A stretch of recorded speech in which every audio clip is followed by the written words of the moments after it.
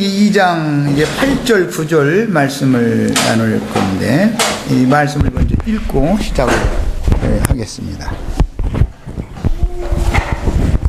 창세기 2장 8절 9절 2절 성경을 읽겠습니다. 여호와 하나님이 동방의 에덴에 동산을 창설하시고 그 지으신 하나님을 거기 두시니라.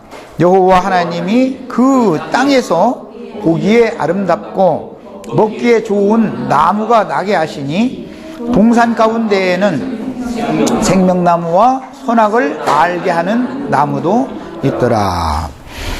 아멘. 자, 이제 오늘 읽은 이 2절을 사실은 8절을 말씀을 중심으로 나눌 거지만 9절까지 읽은 거는 배경의 변환을 이제 봐야 될 필요가 있어서 9절까지 읽은 겁니다. 최초의 흙사람인 아담을 지으신 배경은 나무 또는 풀, 즉 초목이 아직 없었고 채소도 아직 나지 않은 그런 상태에서 흙사람인 아담을 지어 놓으셨지만 오늘 8절 9절 이하에 나오는 이 말씀의 배경을 보면 여호와 하나님이 그 땅에서 보기 아름답고 먹기 좋은 나무가 나게 하셨다 그랬으니까 이제 배경이 바꿔진 것을 알 수가 있죠. 초목이 나지 않던 땅이 이제는 나무가 나는 땅이 되었습니다. 그러니까 아담의 생활 환경이 지금 이제 바꿔진 것을 배경 전환을 알 수가 있습니다. 성경에서는 이런 것을 무슨 긴 시간이 뭐 나무를 씨를 주님이며 심어가지고서 뭐 몇 년 자라게 했고 이런 것을 구태여 기록하지 않아도 그냥 무슨 도깨비방망이처럼 나무 이렇게 꼭 갖다 그냥 꽂아놓고 나서 나무 나게 했고 뭐 이런 식으로 해석을 하면 안 되는 거죠. 이거는 인간의 시간으로는 계수할 수 없는 어떤 시간들이 자꾸 많이 이 속에 감춰져 있다라는 것을 알 수가 있고 하나님이 하시는 일이라는 것은 그 시간이 지남에 따라서 자꾸 진보적이고 발전적이고 더 앞으로 나가게 되는 것이다라는 것을 우리는 이런 걸 통해서 알 수가 있습니다. 마찬가지로 영적인 생명도 하나님의 말씀이 사람의 마음에 심어지면은 처음부터 그냥 나서 뭐 열매를 막 적시로 막 맺고 이렇게 되는 게 아니고 다 시간이 필요하고 그동안에 이 안개만 올라오던 거친 땅을 하나님이 친히 다 개간하시고 다 준비하셨으니까 나무도 심고 뭐 나게도 하고 다 그런 것이지 아무데나 돌짝에다 갖다 그냥 나무 무조건 심어놓고 나게 하고 이렇게 했을 건 아니잖아요. 그냥 그런 상세한 기록이 없다고 해가지고 그런 어떤 배경을 너무 이렇게 쉽게 넘어가 버리는 이런 관념으로 이 성경을 이해하다 보면은 정작 지금 성경이 말해나가고자 하는 구속사의 관점의 이 의미를 이게 상실해버리고 다른 쪽으로 이 성경을 해석할 염려가 있기 때문에 우선 이 말씀을 드린 겁니다. 지난 화요일 날은 7절을 중점으로 해서 여호와 하나님이 땅의 흙으로 사람을 지으셨다. 그래서 흙 아담. 우리 김영재 이제 원어 성경을 잘 볼 줄 알으니까 이제 원문대로 잡으면 흙 아담이다. 1장에 나오는 그 사람은 똑같은 아담이라는 단어를 사용하지 뭐 그런 엘로힘 아담이다. 이것은 전혀 똑같은 아담이라는 단어가 쓰였다 해가지고 똑같은 사람을 말한 게 전혀 아니고 1장의 배경과 2장의 배경은 전혀 다른 배경이다라는 걸 우리는 정확하게 알 필요가 있다는 거예요. 그래서 성경은 무슨 인류의 조상이냐 뭐 이런 걸 가지고 자꾸 창세기 2장 7절 보면 말이야 아담이 최초의 흙으로 지음을 받은 사람이 인류의 조상이다 이런 식으로 자꾸 접근을 하는데 그게 아니고 성경이라는 것은 생명책이기 때문에 어린 양의 생명책이기 때문에 예수 그리스도의 생명을 얻게 하는 구속사적인 관점으로 이루어진 된 거다. 그래서 계시록 결론에 가보면 창세로부터 죽임을 당한 하나님의 어린 양의 생명책에 농명되지 않은 사람들은 못한 사람들은 다 유황불못에 다 던져진다. 결론에 이렇게 돼 있으니까 이것은 인류사를 말하려는 것이 아니라 어린 양의 생명을 얻게 하는 말씀에 초점을 두어서 성경이라는 게 기록이 된 거다. 창세기 1장 1절부터 이렇게 우리는 성경을 해석하는 관점을 바꿔야 된다는 거예요. 자, 그 다음에 이제 이번에는 창세기 2장 8절 그 본문 말씀을 이제 참고를 해 나갑니다. 8절 말씀에 여호와 하나님이 동방의 에덴에 동산을 창설하시고 그 지으신 사람을 거기 두시니라 그랬는데, 동방의 에덴, 동산, 이런 표현이 이게 우리들이 지금까지 이렇게 쉽게 생각하던 그런 간단한 무슨 얘기가 아니고, 그 하나님이 개간한 땅, 이제 지금부터는 개간이 되어져서 보기에도 좋고 먹기에도 좋은, 보기에도 아름답고 먹기에도 좋은 나무가 나눌 수 있는 이제 그런 땅이니까, 최초의 아담을 지은 그런 땅과는 배경이 다르다는 걸 알아야 되겠고, 그 다음에 그 개간되어진 땅의 동방의 에덴에다가 또 동산을 창설하셨다, 이런 표현이 기성교계 사람들이나 우리들이 평상시에 생각하던 것처럼 그렇게 그냥 간단한 얘기가 아니다라는 것을 잘 먼저 염두에 두시고, 한 단어 한 단어 이것이 연결해가는 어떤 문장의 흐름에 따라서 하나님이 말씀하시고자 하는 의도를 우리가 잘 확실하고 명확하게 깨닫는 그런 지혜를 다 얻어야 되겠습니다. 하나님은 원래 안개만 올라와서 온 지면을 적시던 땅의 티끌로 아담의 혈육의 몸을 지으셨고, 그 코에 생기를 불어넣어서, 7절 이야기죠. 이제 산 영혼, 즉 말하자면 히브리어로는 생물이다, 이제 난하주에 달아주었는데, 산영이라고 했던 것을 히브리어의 그 본문을 직역하면 생물이라고 번역하는 게 더 좋다라는 뜻으로 이제 토를 달아줬어요. 사실은 화요일 날 말씀드린 것처럼 생물이라고 번역하면 그 의미를 알기가 더 쉽다는 거예요. 땅의 모든 생물을 다스리게 하자 할 때 사람도 생물 중에 하나다 이거죠. 흑사람도. 그러니까 모든 짐승들이 들짐승이나 그 다음에 집짐승이나 날짐승이나 사람이, 이게 네 생물이라고 그러는데, 이 네 생물의 대표가 사람이기 때문에, 그래서 사람도 생물에 들어간다라는 것을 이해하는 데는 훨씬 더 이게 쉬운 표현인 것을 알 수가 있습니다. 그리고 흙으로 겉을 지은 다음에 코에 생기를 불어넣어서 생물로 지어주셨다 그랬는데, 지난 화요일 날 말씀드린 것처럼 코에 생기를 불어넣는다, 이 말은 외적으로 물질계의 세상에서 보자면 우리가 코로 기식하는 이런 혼생명을 불어넣어줘서 숨을 쉬면서 살아있는 기식하는 생명체로 지어줬다, 이제 그런 표현이지만, 사실은 그러면 코에 하나님이 이렇게 숨을 불어넣었다 이렇게 말할 때 생명의 주인이신 신께서 육체의 생명을 늦었다라는 말을 하는 것이지, 뭐 물질적으로 사는 코에다 대고 하나님 어떻게 숨 불어넣고 뭐 이런 표현은 아닐 거란 말이죠. 그러면 사람의 코에 생기를 불어넣는다라는 것은 알고 보면 하나님의 말씀을 사람에게 들려주는 것이 생기를 불어넣어주는 것이다라는 거예요. 그 다음에 그 생명은 혈육의 장막집이 무너지기까지 이 생에 살면서 하나님의 계획하신 창세기 1장에 선하신 뜻인 하나님의 나라를 향해서 전 인생을 달려야 하는 아담을 위하여, 오늘 8절에 의하면 그 땅을 이제 동방에 에덴 동산이라는 것을 창설하셨다 그랬는데, 뒤에 보면 이제 이 동산을 하나님의 동산이라고 계속 이제 선지자들은 그렇게 표현을 했죠.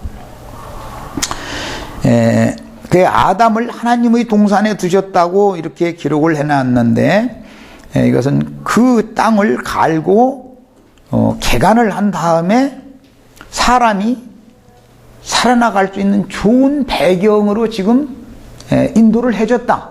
동산을 창설하시고 그것으로 인도를 했다라는 말은 지으신 사람을 거기 두시니라. 이 말은 거친 환경에서 안개만 올라오던 땅의 흙으로 지어진 그 사람을 하나님이 친히 땅을 개간하고 동산을 창설하신 다음에 그것으로 이렇게 옮겨다 주셨다. 이제 이 말인데, 이것은 구속사에서 말을 할 때는 세상에서 불러내서 주님의 교회 안에 옮겨놨다, 이런 말이다라는 거예요. 주님의 집이요, 주님이 거하실 처소가 에덴 동산에 아담과 하와만 사는 게 아니라 하나님 자신이 그곳에서 지금 같이 살 목적으로 여기를 창설을 해서 그곳에 옮겨놓은 것을 말한 거니까, 네, 이런 것을 암시를 여기서 하고 있는 거다. 예? 우리가 뭐 애굽에서 부름을 받아서 주님이 교회로 나왔다, 이런 표현과 같은 뜻이다라는 것이죠, 말하자면. 그 다음에 앞에서 살펴보았듯이 안개만 올라와 지면을 적시던 그 땅에서는 풀이나 나무나 채소 등이 나지 않았다고 하셨으니, 땅에 뿌리를 받고 살아갈 초식들이 나게 하려면 반드시 개간이 필요한데, 이 땅을 개간하는 이야기는 신약의 용어로 또는 복음적인 관점으로 말하자면, 복음을 전해서 율법 말씀을 먼저 주어가지고 사람으로 하여금 하나님께로 나가게 하기 위해서 회개하고 돌이키게 만들었다라는 말이다, 이 말이에요. 땅을 개간한다라는 말은 안개만 올라오던 땅을 과목이 뿌리를 내리고 살 수 있는 땅으로 개간을 한다라는 그런 표현은 뭐냐? 이것은 회개시켰다, 이 말이에요. 회개시켰다. 그런데 아직은 지금 아담이 범죄인의 상태가 아니기 때문에 다만 이것을 암시한다는 것이죠. 구속사의 관점에서는.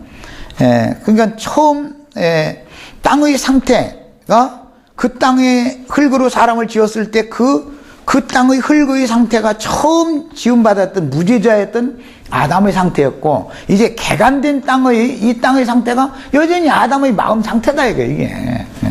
사람의 상태를 성경에서는 땅의 상태로 빗대서 말한다라는 것이죠, 성경이라는 게. 그 뒤에 이제 예수님이 천국 농사를 지을 때 보면 그 땅에 농사를 하는 얘기를 이렇게 하잖아요. 그 다음에 이런 본문에 의하면 하나님 자신께서 동방에 동산을 창설하셨고 아담을 하나님의 동산에 두셨다고 하셨으니, 그 땅을 갈고 동산을 창설하신 사람은 곧 인자 예수 그리스도를 상징한다라는 것을 알 수가 있습니다. 아담 보고 이걸 개간하라고, 아담 보고 네가 나무를 나게 하라든지 이렇게 한 게 아닙니다. 하나님이 여기까지 다 해주시는 것이죠, 여기까지는. 그러니까 회개라고 할 때 신약의 용어에서 이제 회개하면 죄 사함을 받는다, 이런 말을 하는데, 구속이라는 말을 할 때 사람이 회개한 건 가짜다, 이거예요. 하늘로부터 회개케 하는 영을 받아가지고 회개가 되어졌어야 된단 말이에요, 이거는. 그러니까 내가 이제 우리가 증거하고자 하는 이제 신학이라고 할 수 있는 성경의 기본 진리를 증거할 때 내가 이걸 강력하게 강조했었던 거예요. 사람이 말 회개하시오, 분광사가 회개하시오, 그럼 5살 때 뭐 했던 거, 7살 때 뭐 했던 거, 이거 자꾸 그때 내가 잘못했다고 용서해달라고 자꾸 그 회개를 계속해서 반복하는데, 그것을 반복을 똑같은 거 할 필요가 없는 것은 일단 한번 회개해서 용서를 받았은 사실이 믿어졌으면 그건 없어진 건데, 왜 또 그 다음 부흥사가 와서 또 내년에 또 부흥회할 때 또 그 얘기하면, 작년에 말이 부흥사가 와서 외칠 때 5살 때 일을 해결했는데, 그 다음에 또 부흥사가 다른 부흥사가 오면 또 그 얘기를 또 한다라는 뜻은 계속 가도 지금 그 사람 사실은 용서를 못 받고 그 마음에 그걸 품고 있다는 뜻 아니냐, 이 말이에요. 그러니까 이것은 회개한 것이 아니다. 입으로만 난 회개했다고 그러지만 사실은 똑같은 항목을 시간이 가면서도 죽는 날까지, 내가 그때 말이야 그런 과오가 없이 인생을 살았으면 그래도 참 대과 없이 한 인생을 잘 살았을 때는 그때 내가 뼈아픈 과오를 저질렀어. 이건 이제 죽는 날까지 그것을 품고 가버리면은 용서받은 사람이 아니다, 이거요. 매년 회개를 이렇게 똑같은 회개를 하면은. 그래서 위로부터 신이 부어주는 회개케 하는 영을 받아가지고 회개를 했으면은, 일단 회개된 사실은 하나님이 용서했다는 사실까지 믿어져 버렸으면, 구속을 이제 받았으면 그 다음에는 누가 와서 회개하셔 해도 그 문제를 회개해서는 안 된다 이거예요. 이미 그건 없어진 사실이니까. 용서해 줬으니까 하나님은. 그런데 말이야, 예를 들어 우리가 자식을 기르는데도 부모한테 효도온답시고 말이야. 엄마 나 엊그제 이렇게 한 거 잘못했어. 그럼 그래 다시는 그렇게 하지 마. 내가 이거 한번 용서해 줄게. 그랬는데 이제 다음에 가서 또 가서 괜히 엄마 나 이거 잘못해. 똑같은 말을 매년 해버려. 그냥 만나는 대로 해버려. 그러면은 엄마가 용서해 주신 것을 얘가 지금 무효화시키고 있다는 것을 알 수 있잖아요. 안 믿는 거예요. 내가 너를 이미 그때 용서해 줬잖냐. 응? 근데 왜 너 나 만나기만 하면 나 그때 잘못했다고 또 하고 나 듣기 싫다 이제 그만해라 말이요. 난 너 그때 했던 거 지금은 내 이 기억 속에 아무것도 안 남았으니까 없으니까 넌 깨끗하니까 걱정하지 말고 너 할 일이나 잘해라. 이렇게 하면 또 다음에 가서 또 와서 갑자기 닥쳐와가지고 엄마 나 그때 이렇게 참나 잘못했어. 또 그래. 그럼 사실은 사람으로 볼 때는 그게 진정하게 달마다 회개하고 뉘우치고 막 주님 잘 섬기는 사람 같이 보이지만 그건 사람의 관점이고 하나님의 관점에서 보면 이것은 하나님을 믿지 않는 불신자다 이거예요. 하나님의 말씀을 믿지 않는 거예요. 이런 것을 너무 기독교계가 몰라. 가르치는 목회자 자신이 이걸 몰라. 본인이 사함받은 분명한 사실이 없으니까, 본인이 깨끗해진 사실이 없으니까 그냥 계속 이걸 하는 거예요. 이건 정말로 보통 문제가 아니다는 거죠.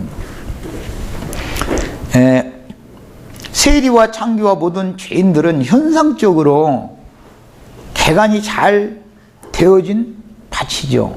그러나 유대인들은 자칭 의롭다고 그랬어요. 그러나 그들은 매년 또는 안식일마다 절기 때마다 매번 와서 짐승으로 계속해서 동일한 제사를 드려요. 뭘 상징하는 거예요? 확실하게 완전한 사함을 받았다는 믿음이 없었다라는 말이죠. 그래서 짐승으로 매년 또는 절기 때마다 매 안식일마다 제사를 하는 것은 완전한 제사가 아니다 그러는 거단 말이야. 이런 원리를 정확하게 알아야 돼요. 우리는 한 가지를 배워도. 그래서 일단 사면을 받은 것은 하나님이 죄들을 사실하고 정죄하고 심판하시고 할 수 있는 권리가 있는 하나님이 덮어두셨으면 마귀도 참소할 수 없고 사람도 참소할 수 없어요. 누구도 하나님이 한번 너는 의롭다 하시고 확정을 딱 해줬으면 이것이 믿어진 사람에게는 그 무엇도 그 사람을 다시는 그 지난 죄를 가지고 들춰내거나 함부로 정죄하거나 판단하거나 이렇게 심판에 넘기거나 이럴 수가 없는 거예요. 그거 다 해봐도 무효고 그건. 그 사람은 인침을 딱 가지고 있어야 된단 말이야. 성령의 인침으로. 당신이 뭐라고는 당신이 사람이 나를 정죄한다 이거 내가 죄인이 되는 거 아니다. 하나님이 말씀에 너는 죄인이다 하면 난 죄인이고 하나님이 말씀에 너는 이렇게 해줬다 했으면 난 의인이다. 이게 인침이 딱 있어야 되는 거거든. 그럼 그 인침이라는 게 뭐냐면 쉽게 말해서 그리스도의 피로 뭐 깨끗게 되었다 이제 이러는데 피는 생명이기 때문에 신의 생명이 너는 내 것이다라고 확정적으로 인을 딱 쳐놨기 때문에 당신이 나 과거 뭐 10년 전에 내가 이런 것처럼 그때 그건 맞다. 당신은 나 그렇게 잘못한 걸로 알고 있지만 사실은 내 속으로는 그보다도 사실은 당신이 알지 못하는 더 큰 죄가 있었다. 그러나 나는 주님 앞에서 사면받았다. 이렇게 말하면 그 사람이 그 사람을 정죄하는 게 다 무효인 거예요. 그게 다 소용없는 거예요. 하나님이 용서했다는데 쥐가 신이야? 이런 기본 원리를 우리는 알아야 된다는 것이에요. 그 다음에 그래서 세리와 창기와 모든 죄인들에게 또는 어떤 죄인들을 만났을 때 소자여 내 죄 사함을 받았느니라. 하나님이 한번 딱 선포하면은 유대교 지도자들이 와서 막 안식일날 모임에 참석해가지고 막 여기서 회개하라고 한다 해가지고 가서 똑같은 걸 회개해서는 안 되는 거단 말이야. 절기가 됐을지라도 짐승 피 뿌려가면서 막 회개하라고 1년 동안 잘못한 거 또 회개하라고 막 해도 그 사람이 하라는 데서는 안 된단 말이야. 예수 그리스도께서 그분이 나의 지난 모든 죄과를 한 한꺼번에 단번에 깨끗하게 다 씻어놨다.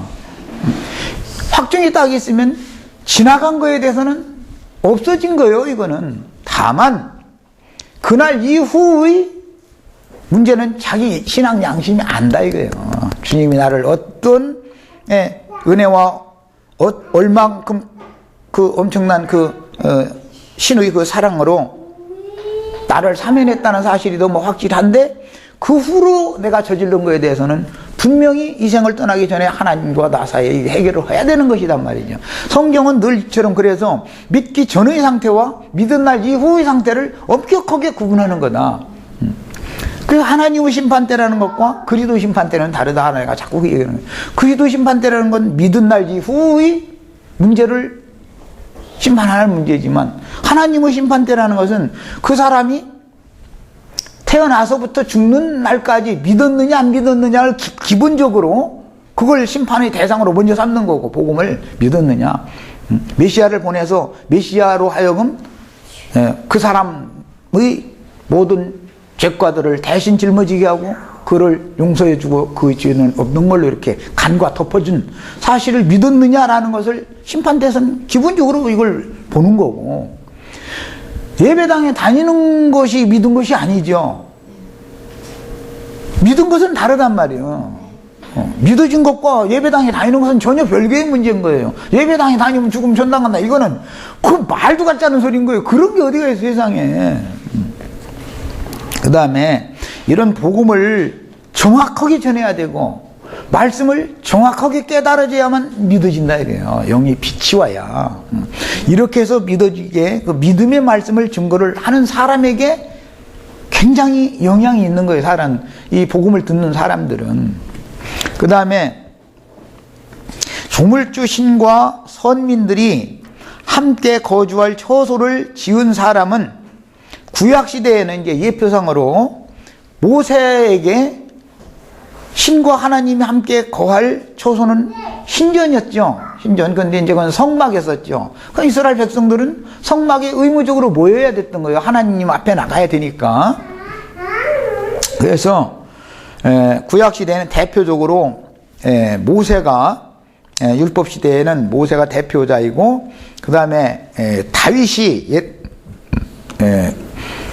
약속의 땅으로 주신 말하자면 좋은 땅이라고 그러지만 개간된 땅이죠. 이제 애굽이라는 것은 개간이 안 된 땅이잖아요. 말하자면 세상적인 그런 비유로 하자면 그러나 애굽에서 나와서 거친 광야를 거쳐서 개간되지 않은 땅을 거쳐서 하나님이 좋은 산물이 포도나무 그 땅에 들어가면 뭐 포도나무, 무화과나무, 석류나무, 나무가 이제 보기에도 좋고 먹기에도 좋은 나무가 나게 하는 땅은 가나안 땅이잖아요. 이게 이제 오경의 이게 뒤에 신명기까지 가면 이게 거기까지 인도해다 놓고 나서 그것이 그 땅에서 아무데나 다 살라고 한 것도 아니고 예루살렘에 하나님이 계시는 곳으로도 와서 다 나와 함께 만나서 예배도 하고 여기서 나와 함께 이렇게 생명 공고를 받고 이렇게 해라는 것이 이제 창세기 오늘 우리가 나누는 2장 8절과 9절 사이에 나오는 말씀으로 이미 이게 암시되어져 있는 거다. 그래서 애굽에서 출애굽 시킬 때도 보면은 출애굽기 그 15장에 보면 우리를 이렇게 애굽에서 불러내서 마귀의 권세에서 불러내 가지고 하신 목적은 하나님의 산에 우리를 심으려고 그런 거다 그랬단 말이에요. 결국은 여기 보기에도 좋고 먹기에도 좋은 나무가 나게 하셨다고 했지만 이 나무가 내 자신이어야 된다. 이제 이걸 말하는 것이단 말이에요. 성경이라는 것은. 그래서 이 나무는 참포도나무는 그리스도 우리는 그분에게 붙은 가지들이 되어야 된다는 걸 신약성경이 이렇게 이제 가르치는 거죠. 그 다음에 이런 모든 사실들은 이제 먼 훗날은 다윗이 예루살렘 성을 개척하고 솔로몬이 그 예루살렘 성에 성전과 왕궁을 지었는데 이런 것이 에덴 그 땅의 동방에 에덴이라고 하는 동산을 창설하시고 동산 중앙에는 신이 임재한 곳이 동산 중앙이겠죠. 당연히 중앙에는 신이 임재해 계셨는데 오늘 말씀에 의하면 신이 둘이다 이거예요. 동산 중앙에 있는 신이 생명나무도 신이지만 선악을 알게 하는 나무도 신이다. 이제 우리 김명숙 자매가 오늘 아침 오면서 그런 얘기 했는데, 생명나무만 예수님이고 선악을 알게 하는 나무는 예수님이 아니다라고 말을 사람들은 가르쳐요. 그건 마귀다 이렇게 가르쳐요. 그렇지 않습니다. 그렇지 않습니다. 예수님의 양면성을 말하는 거예요. 모세에게 율법을 주신 분이 예수님이기 때문에 모세의 율법 말씀도 하나님 자신에게서 나온 거예요. 선악을 알게 하는 나무 열매라는 것도 하나님 자신인 거예요. 선악을 알게 하는 나무의 열매는 마귀다 이렇게 사람들은 가르치거든요. 그렇지 않습니다. 뱀이 마귀지 선악을 알게 하는 나무가 마귀가 아닙니다. 하나님의 양면성, 성경의 양면성이다 이거예요. 그래서 이렇게 해석을 해야만 흙사람은 반드시 먼저 생명나무를 먹으면 안 되는 겁니다. 반드시 먼저 선악과를 먹어야 되는 거예요, 이제. 그래야 이 복음이 풀려가는 거예요. 그래서 모세를 통해서 주신 율법 말씀, 의문에 속한 육체 율법이다. 그런데 의문은 죽이는 것이요, 살리는 것은 영이다. 그래서 죽이는 말씀을 흙사람을 죽여버려야 하늘로부터 난 새 사람을 새로 창조하겠다라는 말이기 때문에 반드시 여기에서 동산 중앙에 있는 이 두 나무를 말할 때 한 나무는 생명이신 예수님이지만 한 나무는 사망인 마귀다 이렇게 말을 하면 안 된다 이거예요. 생명도 사망도 다 그리스도인 거예요. 그리스도가 계시록에 보면은 하늘의 열쇠만 갖고 있는 게 아니라 음부 열쇠도 예수님이 갖고 계십니다. 네. 죽음의 문도 예수님이 여는 거예요. 이걸 알아야 돼요. 그런데 사람들은 오늘날 그 많은 신학자들이 지금 나처럼 해석을 하지 않기 때문에 성경이 처음부터 이 구속사가 처음부터 틀어져 나가는 거예요, 이게.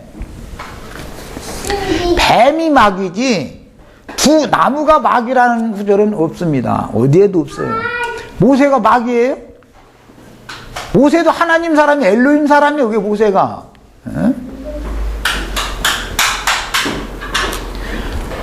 모세로 먼저 율법 말씀을 주시고 그 율법 말씀의 정점인 이제 그 최후 이제 결론 지점인 심리자 요한에게 광야 사역을 마감하게 할 때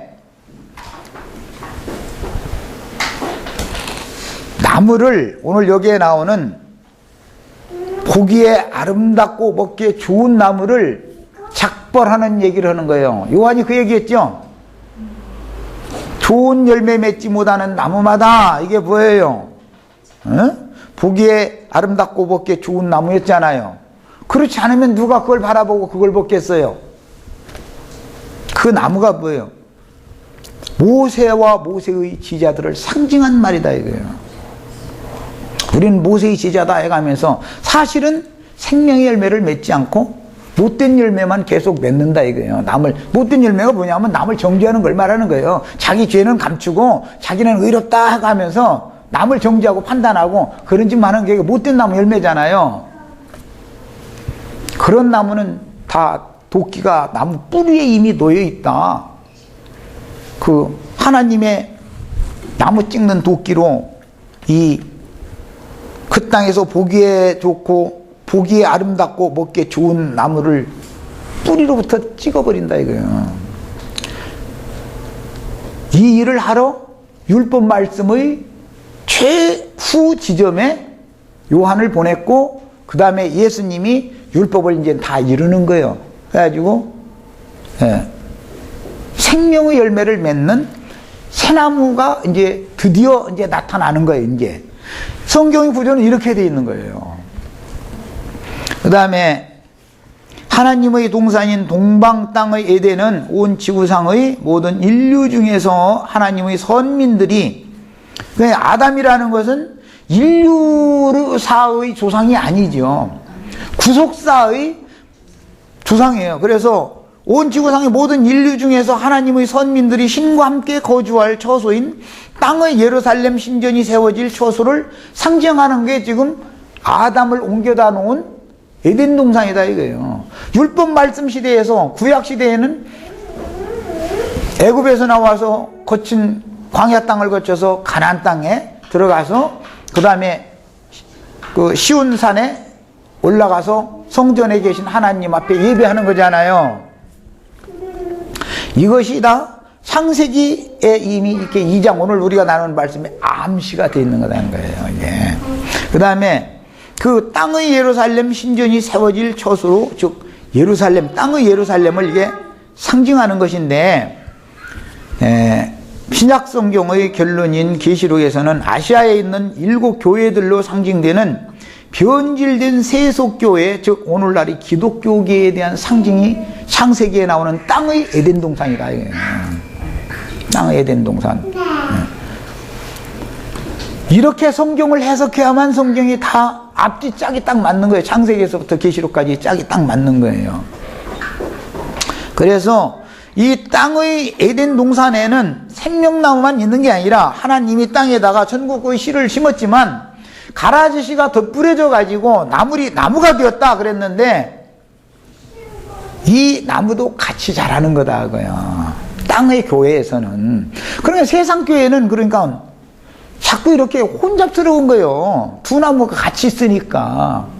자, 이것은 세상 교회로만 먼저 볼 게 아니라 내 자신의 신앙의 과정을 한번 생각해 보면 분명히 예수라는 이름으로 구원에 관한 복음을 듣고 예수를 믿기 시작했는데 진리가 아닌 사람의 교훈들이 자꾸 더해진 인간 교리가 자꾸 덧뿌려져서 내 속에 있었기 때문에 두 가지가 함께 자라면서 진짜 진리의 생명은 힘을 못 쓰고 인간 교훈이 세력을 내 속에서 떨치고 있어서 이게 굳어졌기 때문에 이제 나무가 됐기 때문에 이 말이야. 이건 풀이 아니고 이게 굳어져 있기 때문에 나중에 와서 이것을 정상적으로 분별을 딱 시켜가지고서 곡식이 되게 하고 계시록에 나오는 생명강가에 심겨진 생명나무가 되게 그렇게 만들어 주려고 하면은 거부한다 이거예요.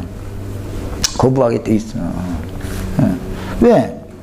못된 열매만 맺는 나무가 거의 뿌리를 깊이 내리고 큰 나무로 내 속에서 이미 자리를 내 마음을 다 뿌리가 그냥 내 마음은 그 못된 나무의 뿌리가 완전히 그냥 깊이 뿌리를 내려버린 거예요.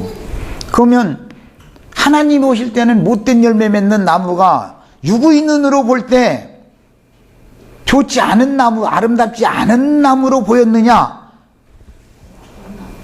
아름답고로 보였어요. 예수님은 육신을 입고 세상에 오셨을 때 풍채도 없고 사람이 흠모할 만한 아름다움이 없었다 그랬어요. 생명나무는 이렇게 오는 건데 유명한 신부님들, 목사님들 한번 그 모습을 한번 보세요. 그 나무 열매, 그 사람의 가르침을 받으면 신이 될 것 같죠. 적어도 신까지는 못 돼도 부처님 가운데 도망은 될 것 같죠.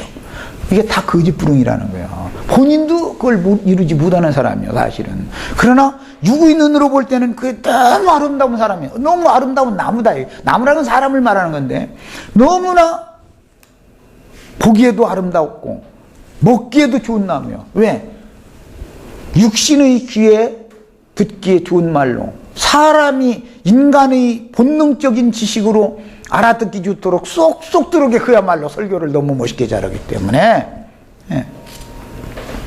거기다 대고 이 사람 이런 사람들 보면요 목소리에다가 또 말투 나처럼 막걸리 타입이 아니고 이 사람들은 완전히 양주 타입이니까 그냥 나오는 이야 나는 뭐 이제 이게 뭐 오며 가며 이제 라디오를 이렇게 틀어놓는데 일부러 이제 뭐 거기 보면 설교하는 소리 들어보면은 기가 막혀 아주 기가 딱 차버려. 이야 진짜 모든 사람들이 우러러보고 아름답게 볼만하다.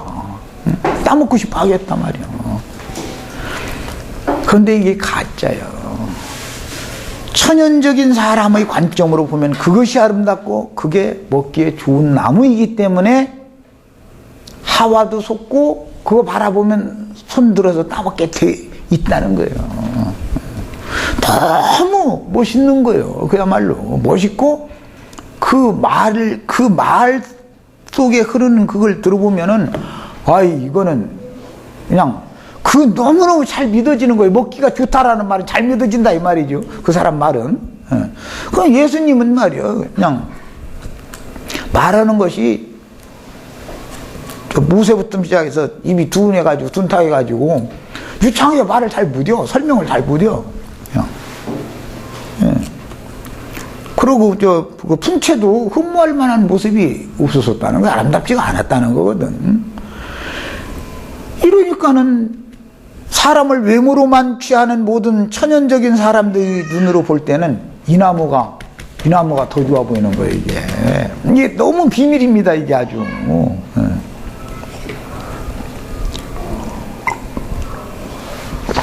먼 후일 예수님은 베드로에게 천국 열쇠를 주시면서 너는 베드로라, 내가 이 반석 위에 내 교회를 세우리니 그랬는데, 이 반석이라는 것은 하나님이 베드로에게 계시해 주신 믿음의 터가 되시는 그리스도를 말한 것이죠. 주님의 교회를 세웠습니다. 주님 자신이 교회의 터가 되셨습니다. 반석은 늘 믿음의 터를 말하는 거예요. 지금 이렇게 거룩한 믿음 위에 자신을 건축해라 이러는데, 그 믿음이 신앙의 터전이잖아요. 바탕이잖아요. 그런데 예수님의 믿음을 바탕으로 나를 세워야 되는 것이 하나님의 신전으로 지금 세우는 얘기고, 에덴 동산에 심어진 나무로 상징이 되는 거다 이거예요. 거룩한 성 새 예루살렘이 심겨진 나무다 이거예요, 내가. 그 다음에 그 예언대로 세속 교회들에게 생명나무는 박해를 당하지만 꿋꿋이 진리를 지켜오는 장자들의 교회만이 이기는 자들을 낳는 해를 입은 한 여자로서, 에덴 동산이라고 하는 것은 초소이기 때문에 영혼들이 거할 완전한 처소라는 건 땅의 예루살렘이 아니라 위에 있는 예루살렘, 우리의 어머니 사라다, 이렇게 상징을 해놓는 거예요. 그게 계시록에서는 해를 입은 여자죠. 그리고 많은 물이 앉은 큰 음료도 있고, 두 여자가 이렇게 자꾸 이제 두 씨가 있고 두 여자가 자꾸 이렇게 대조가 되어져 흘러가는 거예요. 그러므로 큰 음녀인 세속교회로 변질된 오늘날의 기독교계는 하나님과 맺은 언약을 배반한 첫사람인 아담과 하와가 뱀의 미혹을 당한 옛적 에덴 동산을 실현한 것이며, 하늘의 도성에 들어갈 권세를 얻은 이기는 자들은 큰 음녀에게서 나와서 그 영과 신부가 오라 하시며 값없이 생명수를 받으라라고 초대하는 장자교회의 모임이 하늘의 시온산이다. 땅의 에덴 동산과 하늘의 시온산 위에 세운 거룩한 성 새 예루살렘과 이것이 여기서 구분을 우리는 해야 되겠다. 사람들은 우리가 에덴 동산으로 돌아가야 된다라는 말을 자꾸 했었는데, 에덴 동산으로 돌아가면 큰일 나는 거예요. 에덴 동산으로 절대 돌아가면 안 되는 거예요. 한번 예수님이 오셔서 예루살렘 성을 무너뜨렸는데, 무너뜨리기 전에 군대들에게 예루살렘이 에워싸이는 것을 보면은 너희는 속히 나와서 산으로 도망가라 그랬는데, 예루살렘으로 다시 들어가서 예루살렘 성을 다시 쌓으면 율법을 무너뜨리고 나서 율법 교회를 다시 세우라는 말이기 때문에 이것은 성경을 정면으로 대치하는, 반대하는 말인 것이다라는 거예요. 이걸 아셔야 됩니다. 율법 교회를 절대 다시 세우면 안 되는 것이죠. 율법 교회에서 일단 나왔으면 율법 교회를 또 세우면 안 되는 거죠. 이제는 주님의 교회를 세워야지. 모세를 통해서 계시하신 광야 교회를 자꾸 또 세워야 된다라고 주장하면 이건 안 되는 거예요. 주님이 말씀하실 때 내 교회를 세우라 그랬으니까 주님의 교회를 세워야 되는 거죠, 우리는. 그래서 이것은 에덴 동산에서 살 목적으로 거처를 했으니까, 우리가 산다는 것은 결국은 세상 사람들이 아니면 세상에서 나왔으니까 교회 생활하면서 사는 건데, 이제 인생을 하는데 어떠한 교회 생활을 할 건가에 대한 이상을 여기서 딱 시작에서부터 분별을 갈려서 정확하게 해놓고 출발해야 된다는 거예요. 이거 안 된 사람, 이 말을 못 알아듣는 사람들은 왜 자꾸 기독교를 치냐 자꾸 이러는데, 난 기독교를 치고 싶은 생각이 하나도 없어요. 기독교를 세우는 건축자들이라는 사람들이 못된 열매만 맺는 위선자들이기 때문에 먼저는 그들의 말로 그들을 판단하는 거예요. 그게 그들이 말이 뭐예요? 그들 뿌리 찍는 도끼잖아. 그들이 남 정죄하는 그 말이 도끼 말씀 아니야. 자기네들이 남을 정죄하는 그 말로 우리가 그 사람을 정죄하는 거야. 우리가 지어낸 말로 하는 게 아니잖아. 이런 것이 분별력이 필요하다. 그래서 또 개인적으로도 나의 옛사람이 선악을 알게 하는 지식을 갖추고 있었던 옛사람이 거꾸로지고 엎드러지지 않으면 절대로 새 사람으로 재창조할 수가 없는 거예요. 그래서 모든 이 구속사에서는 흑사람은 반드시 선악을 알게 하는 나무를 먼저 먹어야 되는 겁니다. 그래야 하나님의 말씀이 이루어지는 거예요. 그래서 모세의 율법 말씀을 반드시 사람은 먼저 받아들이게 돼 있는 거다. 그게 기독교에 들어가서 율법 선생들한테 그런 말씀을 가르침 받는 것도 하나님의 계획, 하나님의 뜻에 포함되는 거다 이거예요. 문제는 거기에 계속 있으라는 게 아니다. 아담은 에덴 동산에서 빼내버리잖아. 그러니까 우리도 나와야 되잖아. 응? 그 다음에 동방 땅에 창설하신 하나님의 동산 에덴에 나중에 이제 뱀이 들어와서 여자를 미혹하여, 이제 뱀은 특징이 이제 소리도 없이 기어다니죠. 이렇게 밀어다니죠, 배로. 특징이죠. 영혼을 물어서 동물을 주입시켜서 죽이는 사단의 사자들, 뱀들, 독사의 후손들은 무슨 요란스럽게 들어오는 게 아니다. 너무 사람들로 하여금 문을 열 수밖에 없게 해놔. 그런 사람들한테 한번 만나가지고 그 말을 들으면은 마음문이 다 열리게 돼 있어. 열리게 돼 있어. 그럼 그냥 살까만 이렇게 들어오는 방법이 있어. 일단 그 뱀이 인간의 마음을 열게 만들어가지고 뱀의 말이 인간의 마음속에 들어와서 믿어지기만 하면 그 다음에는 한 번에 죽이지 않습니다. 서서히 동물을 주입시켜서 죽이는 거예요. 이게 마귀는 그렇게 호락호락하게 사람이 눈치채게 이렇게 어리석은 짓을 하는 게 절대 아니다라는 걸 이제 꼭 우리는 잘 생각을 해봐야 됩니다. 그런데 이제 방법은 뭐 잘하는 것처럼 여자를 먼저 점령하고 여자를 통해서 이제 남자를 완전히 정복시키는데, 이런 것도 사실은 인간사의 교회 생활에서도 세상 교회에서 어떤, 내가 가끔 그 얘기하지만 권사님 집사님이, 목사님이라는 분이 권사님 집사님의 치마폭에 휘둘리고 다니면은 그 교회는 그건 사탄의 것인 것이지 그게 더 이상은 주님의 교회가 아닌 겁니다. 그게. 그래서 권사님 뭐 돈풍이나 있는 집사님 이런 사람들이 교회 좌지우지하고 이렇게 여자가 판치고 이제 이렇게 되어버리면 뒤에서 사실은 그 목회자를 다 그 여자가 조종하게 되면 그건 주님의 교회가 아닌 거거든요. 이런 것이 정말 너무 세상사에도 똑같이 이루어져 버리는 거 이게. 그 다음에 동방 땅에 창설하신 하나님의 동산 에덴에 뱀이 들어와서 여자를 미혹하여 아담까지 타락시킨 창세기의 비유는 먼 훗날 음녀 이세벨이 아합을 타락시키고 아합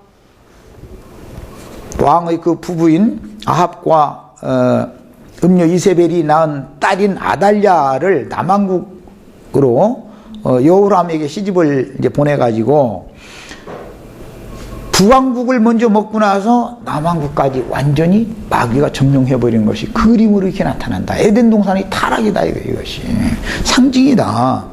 그래서 아달랴가 이제 남왕국을 아달랴를 통해서 정복을 했는데, 그 아달랴는 친정 부모의 잡신들을 남유다 왕국에까지 퍼뜨리고 나서 지 아들이 죽으니까 그 손자들을 지 손으로 다 죽였죠. 할머니가 자기 손자들 다 죽이잖아요. 그리고서는 지가 이제 독재 정치를 하는 거예요. 이게 상징이에요. 그래서 여자가 하나님의 집에서 머리 노릇을 하는 일은 성경에서는 그래서 엄하게 금하는 거다. 가정사든 세상생활이든 뭐든 성경의 원칙을 벗어나려고 해서는 안 되겠다. 네, 여기까지 하고 잠시 쉬었다가 다음 말씀을 이어가겠습니다.